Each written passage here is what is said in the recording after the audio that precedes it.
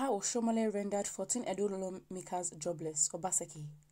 The governor of Edo State, Godwin Obaseki, has accused former national chairman of the APC, Adams Oshiomole, of rendering 12 State of House Assembly members-elect jobless. Obaseki made this known at a rally in Adolo Ward 4 in Ovia Northeast local government area of the state on Wednesday.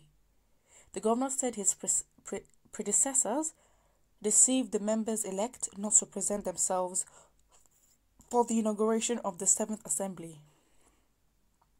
He added that Oshiomole also deceived two other members whose seats had been declared vacant, thereby denying the representation of their constituents.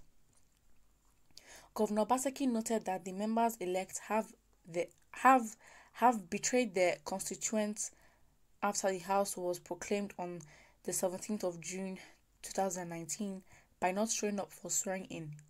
He added that they failed to do the necessary documentation as part of the conditions for the inauguration as members of the assembly. Obaseki says the godfather is deceptive. He deceived the 14 lawmakers-elect, and today they do not have jobs. They know that they cannot win the election. They are relying on violence. We will not allow them. This is a very, very strong statement, and of course, him being on the other end, fighting him, trying to get to power, he would do what he wants or say what he wants to sway public opinion so no one votes for Ezeyamo.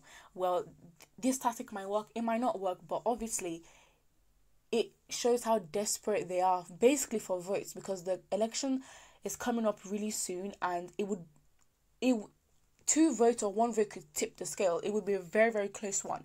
Well, let's see what the first comment says. Somebody says, "Don't mind them, my able governor. God is with you." Someone says, "Swearing in my foot. After how many years in office, I can see the 7 assemblies has been blindfolded. Is that how your predecessors and other governors during their own regime?" Well, the thing is, I personally believe it doesn't really matter, because a lot of people are still working for the government, and they haven't gotten their jobs. I could tell you that those lawmakers that were deceived not to come back, well, they must have hid so many millions and packed some for themselves and their children, so they're probably really fine when it comes to not having their jobs. But the real people are those who work in the government houses and have not been paid for 6 to 7 months. Would they want to address that? They would not address that, because they only come and do everything to get the votes. When they get the votes, they go and sit down and do whatever they want. Well, another comment says, "Obaseki is winning in Jesus' name."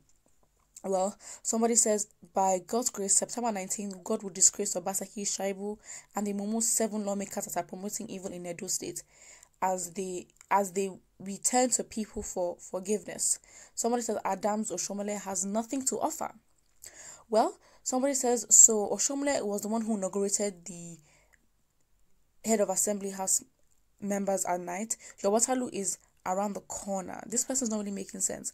Somebody says, "Useless governor, I laugh at you in Spanish." Another person says, "Politics aside, what Obaseki said is the truth. The godfather Oshiomole thought, as the national chairman of the ruling party, he could use the machinery of the federal government to intimidate the state governor to issue another proclamation letter.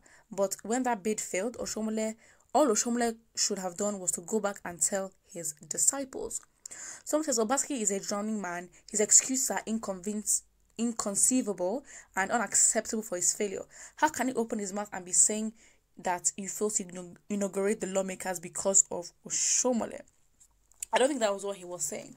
Well, if you understand what tactic that Obaseki is using here by sort of trying to make Oshiomole be in a bad light, well, put what you think in the comment section below, and do not forget to like and subscribe.